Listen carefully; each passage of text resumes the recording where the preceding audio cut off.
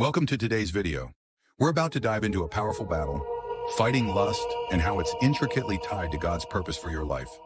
This isn't just a battle of flesh, it's a spiritual warfare for your soul. Paul said, "I do not understand what I do. For what I want to do, I do not do, but what I hate, I do." Romans 7:15. This is the same battle many of us fight every day, caught between desire and righteousness. Let's begin by looking at the powerful examples from the Bible. David, Joseph, and Samson each faced the battle with lust, and their responses reveal God's purpose in their lives. David, a man after God's own heart, fell into sin due to lust. His sin with Bathsheba wasn't just personal, it brought consequences that affected his entire reign and relationship with God. Joseph, called to save a nation, was also tempted by lust. But he ran, choosing to honor God's plan above his own desires. And in doing so, he embraced his divine purpose. Samson, blessed with supernatural strength, was led astray by lust. His story serves as a warning that even the strongest can be overcome if they stray from God's will.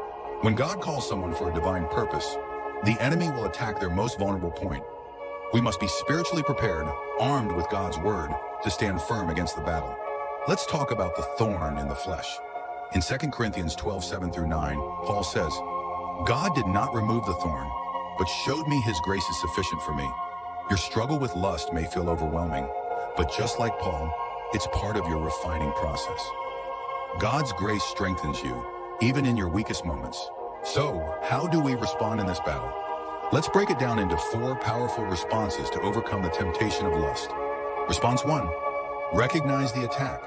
Ask yourself, what divine purpose is being targeted by this temptation? Recognizing the enemy's strategy is the first step to victory. Response 2. Turn shame into spiritual awareness. Don't fight shame with willpower. See it as an invitation to lean on God's grace and power. Response 3. Turn your weakness into strength. This battle is preparing you for God's mission. Embrace it as part of your spiritual growth. Response 4. Embrace discipline with God's grace. Fight through prayer, fasting, and accountability. Practices that strengthen your spirit with God's support. Many view lust as a sign of falling away from God. But what if it's a sign that you're drawing closer to Him? Your struggle is a part of your divine refinement. Romans 8:28-29 says, "In all things, God works for the good of those who love Him."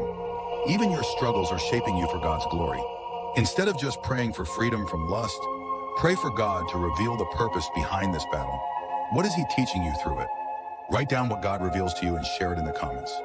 Let's support one another in this journey of faith. Remember, where you see weakness, God sees potential. Your battle is not a sign of failure, but a grand purpose being fulfilled.